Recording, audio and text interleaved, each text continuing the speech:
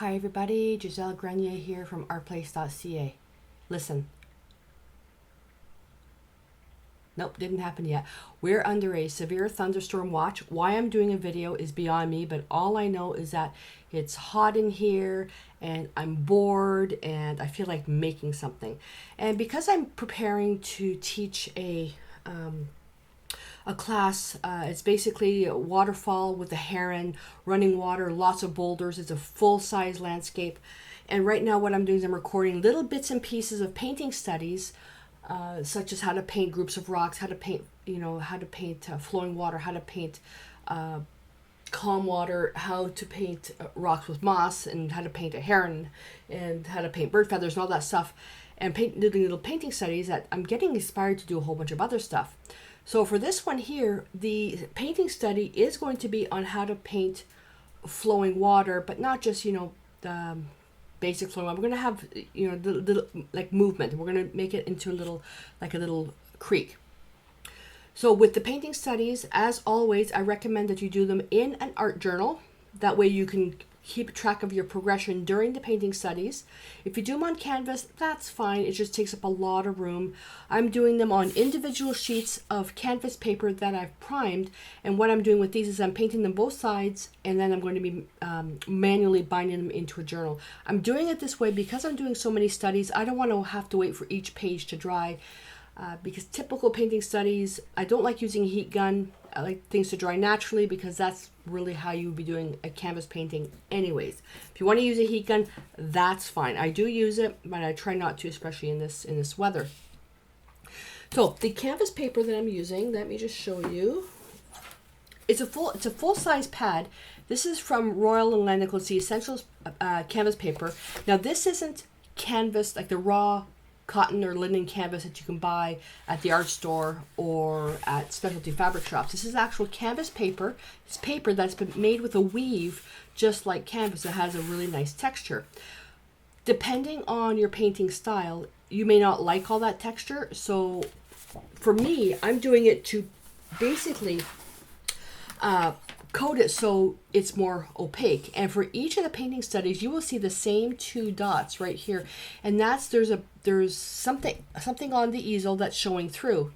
So what it is that the paper, because there's so many studio lights, it's slightly semi-translucent. Putting the gesso on there helps it become more opaque. So what I did is I took some Americana, DecoArt Americana Premium, the white gesso. I thinned it down with a little bit of water, and then using my number 8 bristle brush, and then I put that down. Now I do have a video already prepared on how I did this, so I'm not going to waste your time. And then once this is done, then I'll paint it, and then I'll do the other side. But what I like to do is batch all these priming steps, like priming papers together. Take the sheet, cut it in half, prime one side, put them on drying rack, then, a couple of hours later, come back, do the other side. Do them all at once, that way it gets it out of the way. Having to prime before doing your painting, to me, kind of sucks the creativity out of it. And now I'm already like 3 minutes and 30 seconds into it, and I'm already going, okay, move on, But you need to know about priming. I'm also filming this a little bit differently. I've got a palette down below here, and what I have is I have a piece of paper towel. This is these sheets here, and I fold it into thirds, put it in water, clean water, opened it up like that. Okay, put it down, and I'm just going to basically show you. I'm just going to move that on top. Okay, just put it down on the palette, and then from there put your paint on there. And what it is a very economical stay wet palette. And I have my colors in a very certain area. And if you've been following me, you know, oh yeah, here she goes with her limited palette. I'll usually have it going across this way. I have my neutrals on one side, my actual base colors of the warm tones on the top and the cool colors on the side. But we're using a really limited palette. So what I have, again, and this is the DecoArt Tradition. This is not Traditions. You can use Traditions, but I want to talk to you about that. This is the Premium Acrylics. This is a new line from DecoArt. And Titanium White, Burnt Sienna, Hansa Yellow Light, Quinacridone Violet, Ultramarine Blue, and Phthalo Blue. If you want to use the Traditions, which is a little bit more fluid than this, but not as fluid as the DecoArt Media Fluid Acrylics, you want to use red violet instead of Quinacridone violet. Okay, so that's that. So I'm going to put that down here. And because I'm not going to keep doing this when mixing my colors, I'm going to take my colors from here and put it on a gray palette. And I've explained in a few videos why I use gray palette paper. And I'm also using a woodless charcoal pencil this time. This is in the little charcoal kit from Royal. And I'm going to be sketching out a little drawing here. And I'm using the woodless because it keeps my hands clean. So what I'm looking for is, now this is a painting study. Composition wise, I'm not too worried about it because there's one goal in this. To paint something that looks like moving water. That's the goal. So what I'm looking at is I'm going to start up here and then I'm going to come down something like that. And then here I'm going to come down something like this. Okay, and up here there's rocks and foliage and that. I'm gonna block that in. I'm not gonna focus on painting trees, painting rocks. I'm just gonna block it in. The focus is on this. Okay, so something like that. And I do have reference photos and challenge photos available if you'd like to use those as well. So we've got our sketch down, and for the brushes, now the brushes, use what you have, and the bigger the brush, the better.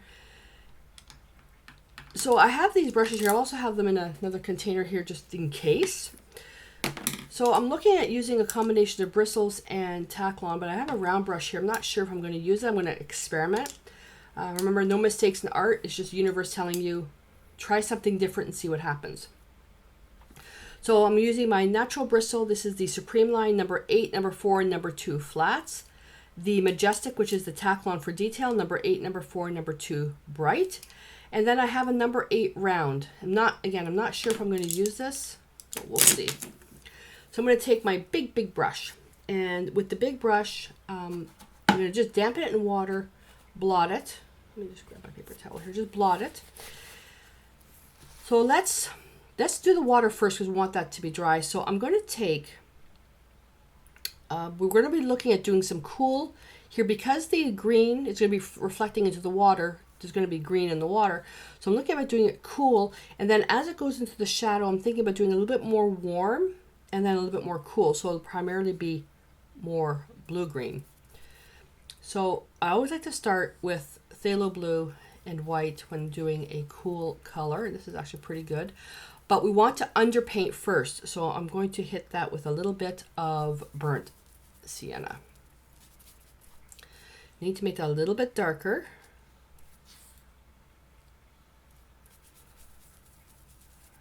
That's actually pretty good. A bit more burnt sienna. So if you think about it, other than the white, we're making chromatic black, but instead of using ultramarine blue and burnt sienna, we're using phthalo blue and burnt sienna. I want something very, very dark. You can also use Payne's Gray if you want. Payne's Gray is a mix, so depending on who made it, the formulas will be different. So I'm just going to, and I'm going to go past the line a bit. And right here, I forgot to make that mark. I want to make a little shelf here. So I'm thinking there's a piece of rock right here. So I'm just going to go up to that, and then we're just going to go down here. So let's just get that in there. And no hard edges, nice and soft. Hard edges, what I mean is like this. This is a hard edge right here. So you want to basically soften that out. Again, with this, the bigger the brush, the better. And if you're working on raw canvas, not raw canvas, but if you're working on canvas that you haven't sanded to make it smoother or applied extra gesso, you may need to put an additional coat of paint. Now this paint is it's a medium viscosity, so it's not super thick, but to me it is thick. So you may find you may get some white speckles showing up in your canvas. That's normal. That's normal. That's just the paint not sinking into all the little pores. You can on this mist your canvas, your painting surface if you want. From now on, I'll just say canvas, even though I'm working on canvas paper. So you want to make sure you don't have any blank areas of the canvas showing where the water is going to be. Now what I'm also going to do now is I'm going to pick up a little bit of Quinacridone violet. I'm thinking I probably should get some red out because red is opposite of green, which is, this is a blue-green. And I'm going to take a little bit of yellow. And I'm making something very, very dark and a little bit more burnt sienna. Nice and dark. And I'm going to put something right in there. This is just to make it very dark where that shelf is going to be, where the rocks are.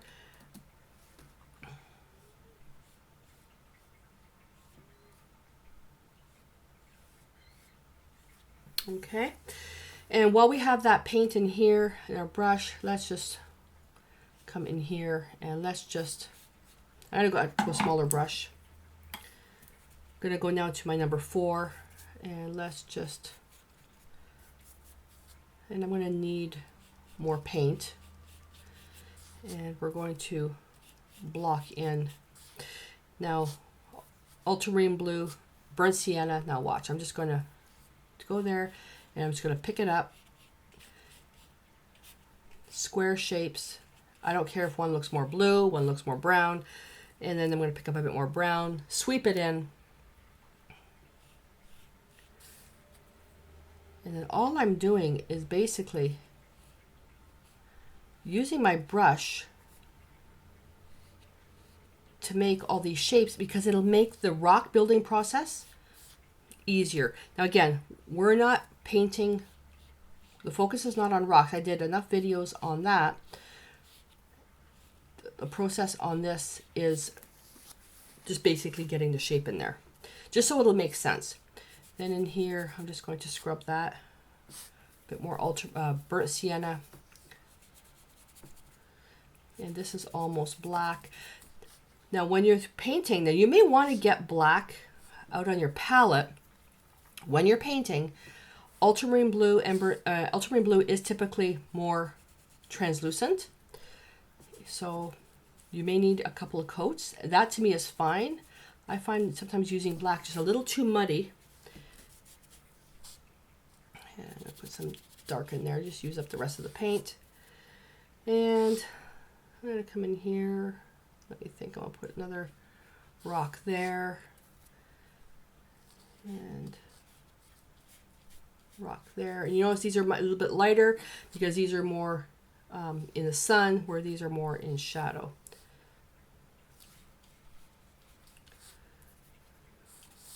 Okay, and we'll just lightly put that there. And I'm just going to lightly put this here only because this area of the foliage is very much in shadow. So let's get rid of that white. You notice I'm not completely covering everything. This is all going to be green. Let's make this very dark right in here.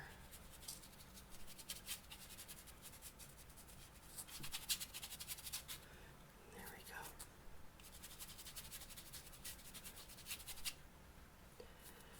And we know now that anytime we work with acrylics, they dry darker. So I'm going to take my dirty brush, I'm going to go right back into that blue. I'm going to put darker paint right in here. I think the camera's having trouble focusing. Always working with a horizontal stroke. I'm doing this wet on wet because it's much easier.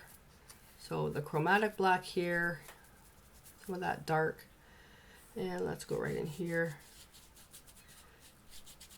And we'll put a little bit more here.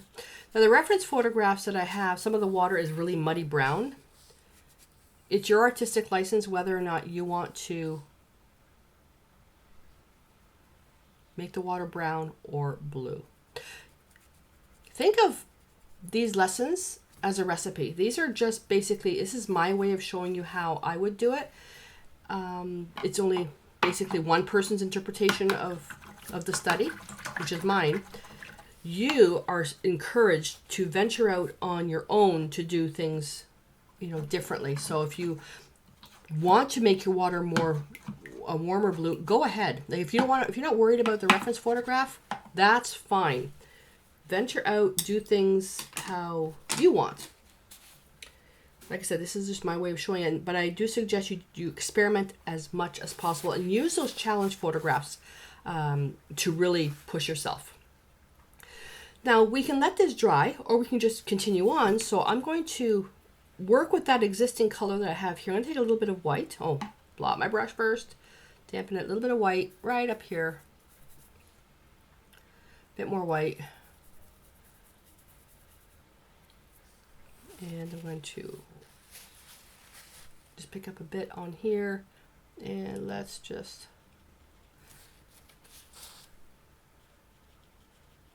The brush has very little paint and I'm just dry brushing.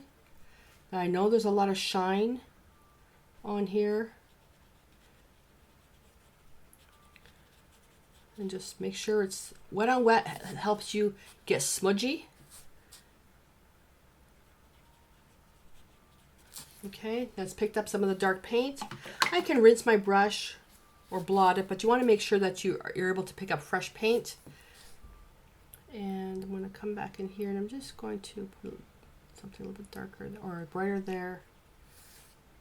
Okay, and then just fading down. That's just water coming down.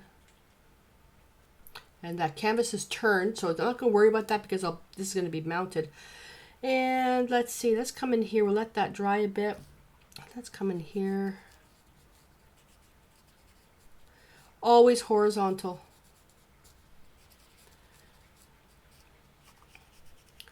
Wet on wet is nice when you're working with this, but this now is starting to dry, which is fine. I'm not worried about it. What you need to worry about if it gets tacky. You don't want it to get tacky. So what's happening is the water's coming down. The water will come down here and it'll flow and then it's going to hit the sides, but I want this to be dry before I do that. But here, the rocks are this way, so the water is going to be hitting the side. You won't be able to see it, but you will be able to see it here. So just a little bit. And I don't want a straight line going across. And I'm just going to put just a little bit. Now I'm going to be using those wide U strokes. Wide, wide, wide, because the water, as it's coming down to this open area, it's not moving as much. So this is a useful technique when you're painting a creek. And it's nice working with the existing colors that are on your palette.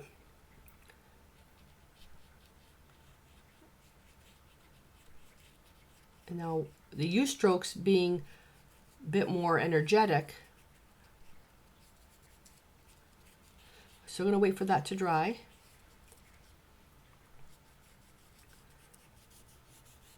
Okay, so let's leave that. And I'm going to go back to my large brush, which still has a bit of blue on it. Doesn't matter. And I'm going to take some Phthalo blue and some Hansa yellow light, which will make a super duper bright green. Don't worry, we're not leaving it like that. And then we're going to pick up a little bit of burnt sienna. You can take red to knock it back as well. I actually probably should have with that. I'm thinking yellow oxide would have been better to mix with that. It's not bad, it's still dark. So let's,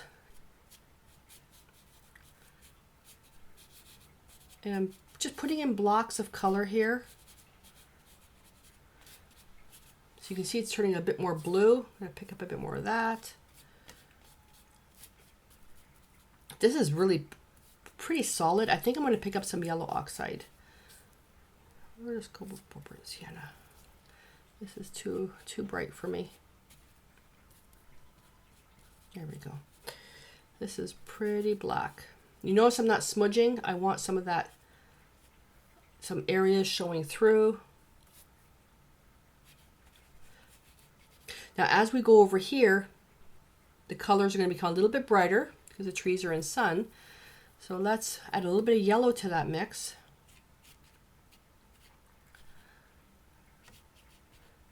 And again, the goal is not to learn how to paint trees. We just want to get something in there. Let's just put some green here. And go back to that dark, that really dark here. Pick up a bit of phthalo blue. Pick up a little bit of ultramarine blue in there. Let's make that super dark. This is where you're leading up and there's nothing showing. And it is, this is really dark. Darken up this area right here. I'll put a dark part right there.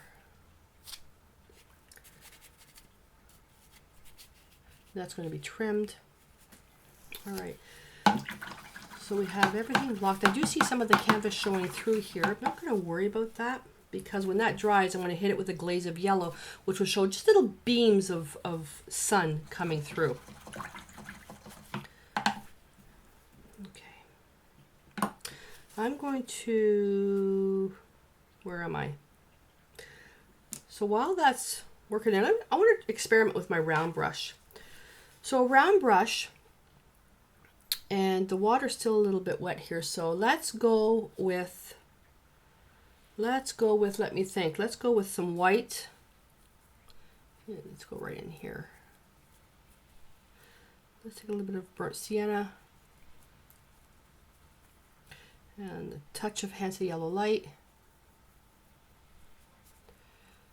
Get more of that blue, and we're just, let's see what this does. Yeah, that color's not too bad. I was just testing out the color, and all I'm going to do now is I'm just going to dry brush just a little bit on the edge. I've always had trouble when working with the highlights on rocks on the edges to make them nice and crisp. I thought I would experiment with the round brush. No, the round brush is actually not working. So we'll keep the round brush for doing our little detail. So not a mistake, but it's an experiment. So the universe is telling me, you know what, the round brush isn't working, try something else. So I'm going to go with my little flat brush, and that's working better. So pick the areas that you see some natural rocks happening and just scrub that in. Just block a few things. And remember, this isn't about the rock, so don't focus too much. I just want to build up some value changes here, especially here, because we need to, when we come to painting this, we want it to make sense.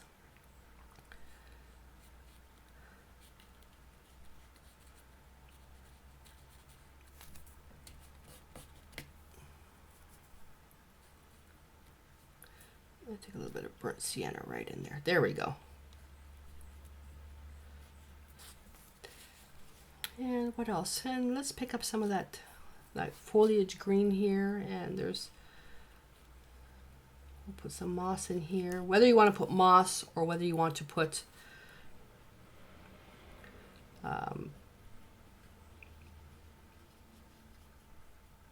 just highlights or whatever, it doesn't matter.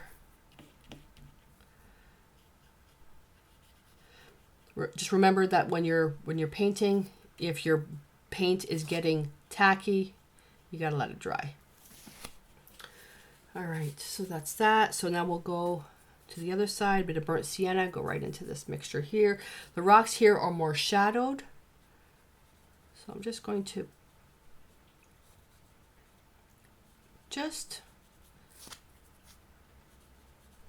putting an indication that there's something there. Okay, leaving that dark part showing.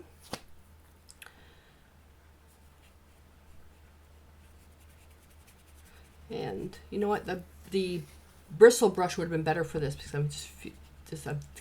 I'm feeling this Taklon doing a lot of the work that the bristle should be doing. The area is really small.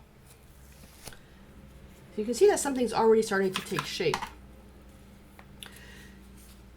Now this is going to be the fun part. Take your smallest bristle brush. Do I have a smaller one than that? Yeah, I do on the other shelf. And let's take some white and into that mixture that we use for that. And you're going to blot as much of it as you can and just pick up a little bit on the tip. We're going to come here and we're just going to smudge that in there. Leave some dark areas showing. Now when you get to here, it's going to be bright white. Well, not bright white, but it's brighter. And just from the top and work it down. Top, work it down. And don't make all these even, because there's rocks underneath here.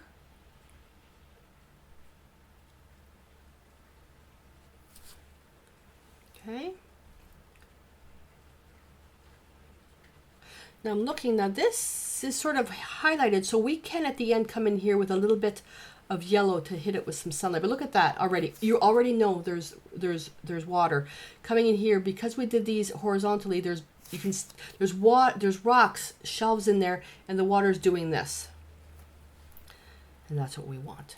Now as we come forward, let's get some more paint.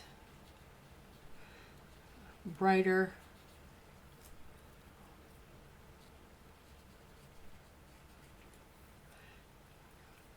And let me get some more white. And make sure your brush is nice and dry. And I'm just kind of pushing up. I'm taking my brush, see if I can do this, pushing up and flicking. So you know how we paint grass? It's almost the same way. I would do it this way though, touch, push, lift, but you won't be able to see, which is why a lot of my paint is showing up being bounced on the bottom, but watch how I'm going to fix that. There we go.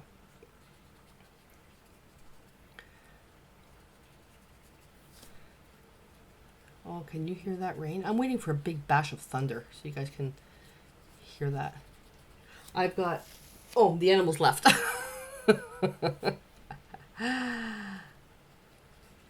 So with this too, you can do this with a synthetic brush as well. I'm finding though that sometimes the synthetic brush is too detailed. I want my water to be nice and soft. And all these ripples, and there's a whole bunch of different ways that you can do this. If you go onto YouTube and you can search how to paint flowing water, you will come up with hundreds and hundreds of different methods. Now see what I did here? I made this more horizontal on an angle. I want to make it straight across, but to fix that, there we go, just put a little bit more there. So the water's coming in, it's going against the rock, it's coming back.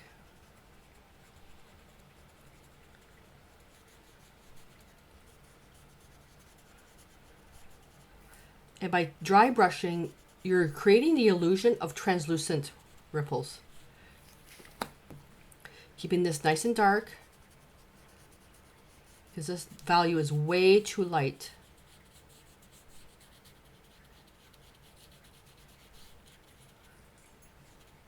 Oh, I hear Mia moving. This value is way too light to be working here. So what we're going to do is we're going to go into this dark, if I have any left. A speck of water. Oh, that's too much water. Let's blot that in our paper towel. And we'll just pick up just a little bit. Make a test stroke here. Yeah, that's not too bad. So you want to make it slightly lighter than this.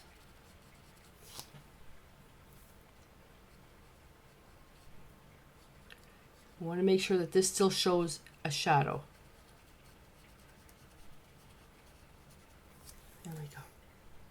How cool is that? Come in here. Again, A little bit lighter. Now the water really isn't hitting up against this rock. It's kind of going around, and as the water's coming down, there's a little bit of movement.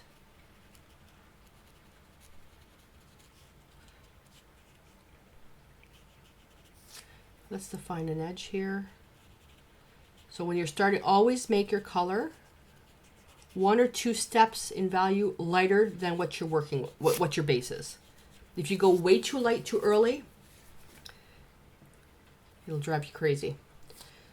So now as this is darkening, I'm going to come here, and I believe, yeah, I need to go to my smaller brush. So I'm going to go, let me just rinse that. And I'm going to go to my little number 2. Number 2 Majestic. Make sure there's no water on the ferrule. Come in here. Oh, Joe's home. And just hit that with a little bit of, look at the difference that makes. That's huge. That is huge.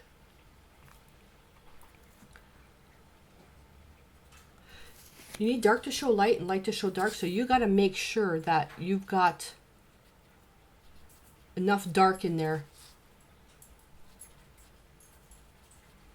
to have those lights show up. All right, so what I'm going to do, I'm going to go get another coffee with Joe and give this time to dry. So this is still, if I turn this, you see how wet that still is. Oh, you know what I just did? Look.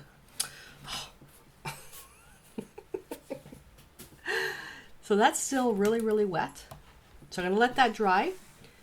I'm going to go have a coffee, and then when we come back, we'll throw in some lights of the greens, and then we'll work on the final detail of the water.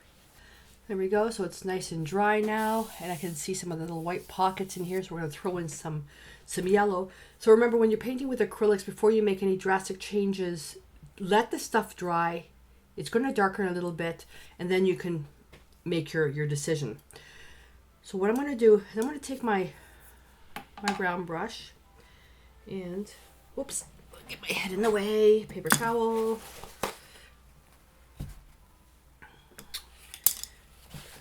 And I'm just going to basically go in, and this is all dry now, so I'm going to have to make up a new mix right over top of what I've worked on. So white with a little bit of phthalo blue. And I'm going to take a little bit of yellow. It'll be greenish, more white than that. Okay, and let's add a little bit of water to that. Make it fluid. So the amount of water, it's almost like melted butter, but not where it's running, a creamy. I'll wipe off the excess. I'm just going to take a bit on the tip. And I want to come in here. Now, normally I would just get my maul stick, which is to support my hand, but I'm way, way back here so you can see what I'm doing. So let's see if I can. And let's just put that. Hopefully you can see there. And I'm just making some little lines. I would normally say, you know, bigger the brush, the better. For this one here, whatever brush you have, make sure it's got that super fine point. If you do it this way, if you have really good control, I'm on an angle, my control isn't the best, but it's not bad.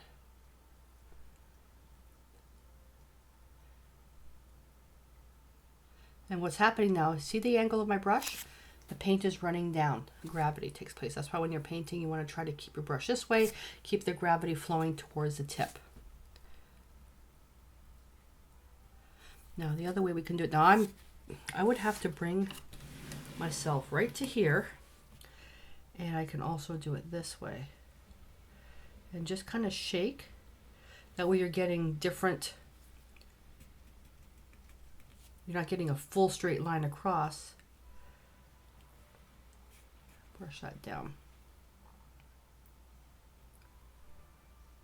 Just be careful how much paint you put down at this point.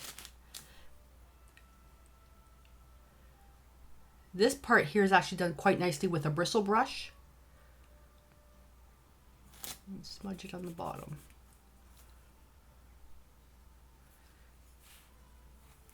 So I can flatten my flat brush out, or my round brush, flatten that out to get some more lines there. I'm loving that.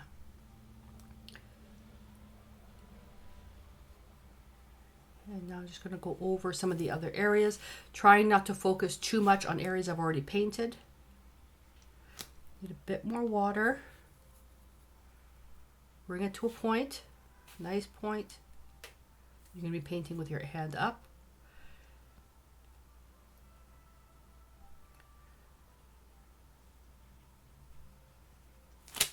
And where you have the color that's, or the white that's really light, you can put more white there if you want. Just remember where it's in shadow, it's got to be a little bit lighter. Not as light as this, but a little bit lighter. Whatever your base is, that's the color it's going to be.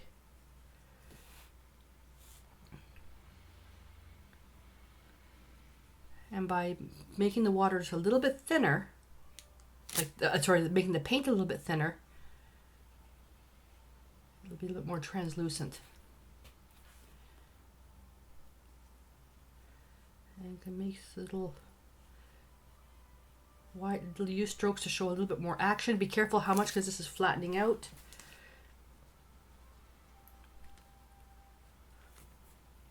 There we go. And here I can put a little show a little waterfall there. The sea's coming over a rock.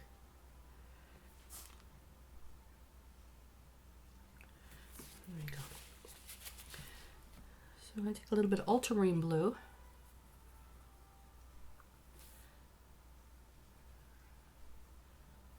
Let's just make a little bit of something there. Just little light parts, again with the point of the brush. You notice I'm not working straight lines.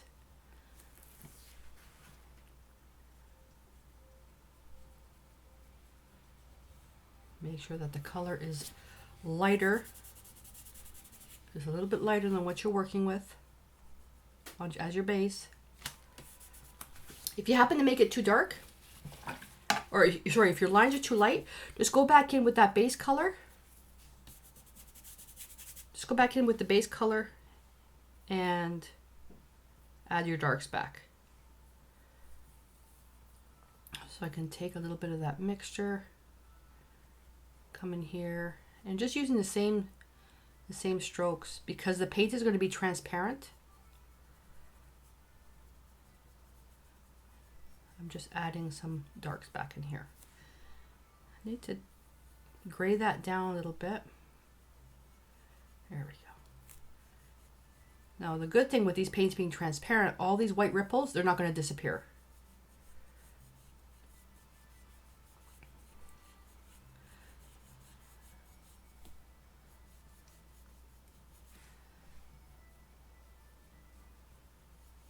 There we go. I'm liking that. I'm not losing any of those ripples, but you can definitely tell that this is dark. I'll put that aside. Now I'm going to go to my larger flat brush, and I'm going to make up a bit more of that mixture. So a bit of phthalo blue, ultramarine blue, burnt sienna. Now if you really want to knock that down, you can go towards, you can add an orange to that. Bit more ultramarine blue. And whatever colors that you're using, especially for glazing, you want to try to keep them as opaque, as translucent as possible. So if you find that the mixtures, let's say you're using pure cadmium colors, if those mixtures are what you're using, they're opaque, and what you want to do then is maybe add some extender to the paint so it becomes more translucent. What you don't want to do is add so much water, because too much water to your mixture will weaken the strength of the pigment. A little bit of, just a tiny bit of water to make it a bit more fluid.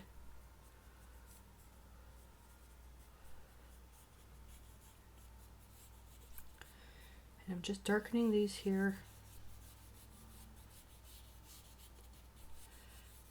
And I'm going to darken this area here. So this makes a beautiful glaze. You're not going to lose any of those strokes that you were working with before. I'm going to darken this area just a little bit here. Keep that area in light. Keeps the focus right in here. And I just glaze this a little bit.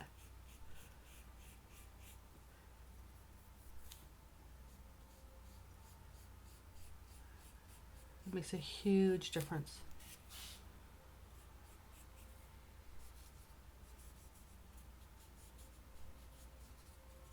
There we go. Huge difference. There we are. And I'm a thinking, I want to focus the light here more. Let me darken this a little bit more. And I may have to wait a little bit for this to dry. See, as soon as I darken this, the light becomes more focused right in here. What you don't want is you don't want a straight line. Vary it. If we had a building here casting that line of shadow, that's fine, but we don't. I come in here and just add little pockets of dark right in here. There we are. That really focuses on the light. Let's go in, pop some green, and now with the green, I can take some yellow. Now with the yellow, if I pop that right on there, look how bright that is. That is really, really, really, really bright. So wiping that back, now it adds a little bit of a glaze there. So if I wanted to do that, let me see. If I take a little bit of matte medium, now matte medium is going to take this from satin to matte, but it becomes a bit more transparent. It also adds a little bit of texture in there. So adding a glaze of green actually turns out to be really nice. So I'm going to take that. For photography purposes, I don't like working with anything shiny. I prefer working with a matte finish anyways. So the areas that are really light, I'm going to put that green in there. And what I'm making sure is that I got right into the pores of the canvas. And as well, because the yellow I'm working with is now transparent, the dark is going to show through, automatically creating a green. Right in here as well. And then what I'm going to do when this is all dry, I'll add a top coat of matte medium to this so it's consistent. I'm not going to put any of that bright green here, although there is some green here. I'm not going to put any there. And I'm going to put a couple of layers on that. So just by adding just a little bit of green.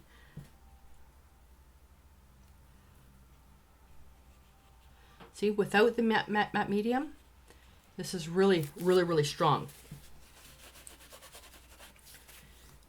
Let's put a little bit of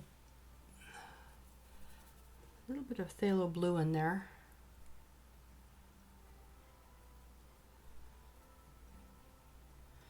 And let's go with a little bit of ultramarine blue, a little bit of matte medium. Now you can do a combination too of the gloss and matte medium to get some texture in there. That's not going to hurt. So I'm going to take my other brush. Let me get my other brush.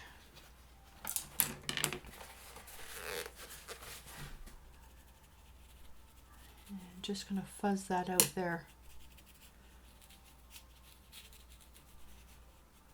Just put a little bit of green on there. And if you don't like putting moss on your rocks, that's fine. You don't have to.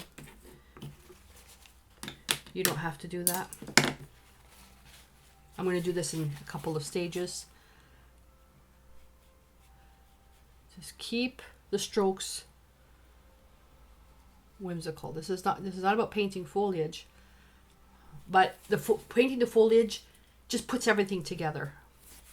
And I'm just basically using the brush. You can see I'm holding it horizontal because I'm just the trees are kind of going like this.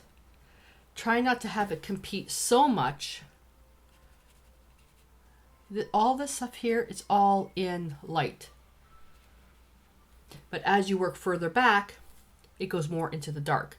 So less paint, not less paint, less intensity. Well, how do we make that where it's not so intense? Well, you can add red. I'm going to try with the Quinacridone violet and see what I can get there. Because Quinacridone red does have red in it. And it does the job. Making sure I put the matte medium in there. If I put water in there, the paint will be really runny. So now you can see see how that bright part in here? The brush still has some of that that bright green in there. Add a bit more Quinacridone violet. Bring some of that in there.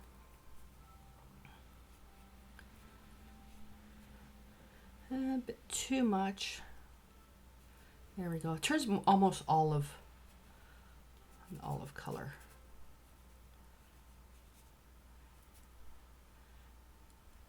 And I can take some of that light, just a little bit, as long as it's not too bright. And just hit that up there. You can see that there's pockets of dark in there. And I'm not liking that hole, so I'm just going to bring a little bit of lighter green to add a pocket there. This is super, super dark. So let me just take this mixture that's here. And now negative space paint. Negative space paint, I'm going to cut in. I'm going to shape some of those trees. Shape some of that foliage. Add some dark back in there. You can see there is something happening here. There is foliage, but it's just a slight hint of it. You just want a little bit. See how it really puts it together? I want to darken this even more. This kind of goes into like nothingness. There we go.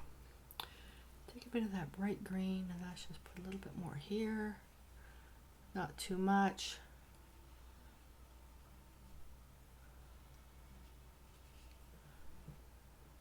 There. Liking that. What is that? Oh, I missed that. See, now I wiped it off and some of the paint came up. So we'll fix that. And well, other than fixing that, there's only one more thing left to do and then this study is done. I'm going to go to my little number 4 bright, and let me just put some dark back in here.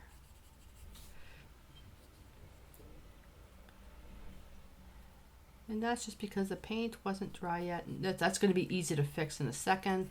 Let me just let that dry for a bit. Coming in with white, a speck of Hansa yellow light. I want to make that highlight more on the orange side. And I'm thinking now probably putting in some of that orange would have been nice. Coming in here and just putting some little, strengthening that highlight just a little bit, because the trees will cast a little bit of green. So by using the yellow in here, it just makes it, because the underlying is blue, so the highlight's going to be a little bit warmer.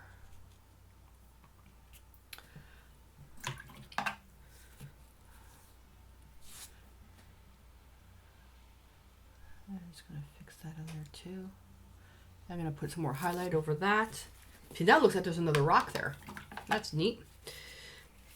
With this, oh, what color can we use? We have anything of this left? No.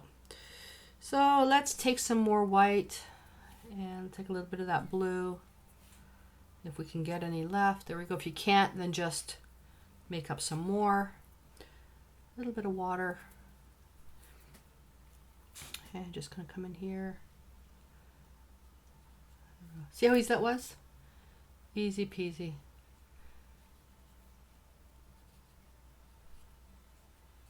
There we go. Easy peasy. And while that's wet, you can take just a little bit more white on the brush. Don't do it if it's dry. Make sure it's wet. Because when it's wet, it's mixing with that base color. There we go.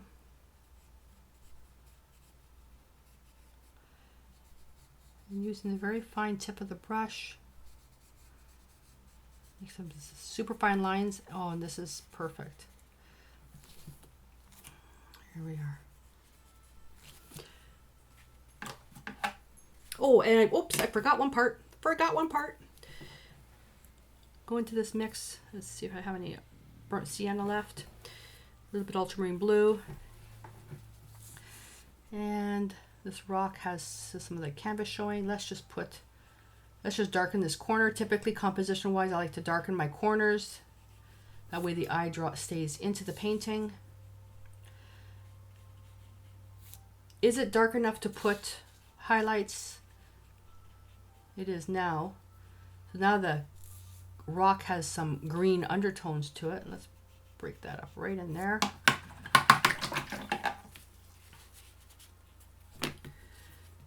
And we'll take some of that. Well, we can't take some of that because there's nothing left. A little bit of yellow. Let's take a little bit of Quinacridone violet. And a little bit of burnt sienna. And just while it's wet, let's just define some of the light. And if the rocks were wet, you can make this highlight more gray, because that would make more sense.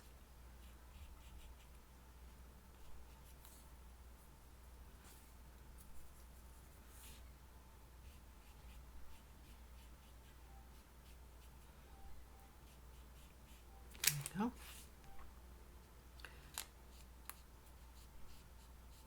And remember, when you're doing the painting, if you ever over highlight, don't be afraid of adding darks back.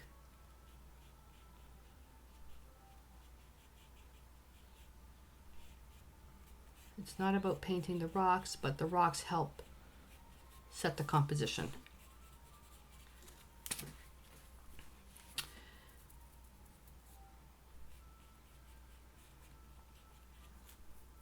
And just refer to the rock painting video that I did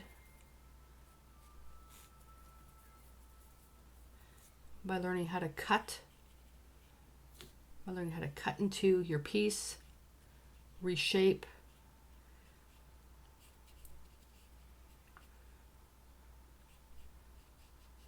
But now that you have something here, it makes much more sense. You know what I forgot to do? I forgot to highlight this piece here.